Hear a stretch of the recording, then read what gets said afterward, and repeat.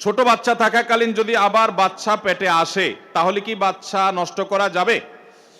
বাচ্চা নষ্ট করা যাবে না ভাই, এটা খুব জঘন্য অপরাধ। গর্ভস্থ সন্তান নষ্ট করা জাহেলি যুগের মানুষের দুঃস্বভাব, এটা যাবে না, এটা খুব হারাম, বড় ধরনের কবিরা গুনাহ। বাচ্চা আপনার যদি এরকম হয় যে একটা বাচ্চা আছে আর একটা বাচ্চা আল্লাহ তাআলা গর্ভে মাতৃগর্ভে দিয়েছেন, অসতর্কতা বশত বা যেভাবে হোক আপনার হয়তো এখন বাচ্চা হলে সমস্যা হতো, তাও আল্লাহর ফয়সালা হয়ে গেছে, তাহলে আপনি এই অজুহাতে যে বাচ্চা আরেকটা আছে একটু কষ্ট হবে এই ঠুনকো অজুহাতে আপনি গর্ভস্থ ভ্রূণ হত্যা করতে পারবেন না, সেটা আপনার জন্য জায়েজ হবে না।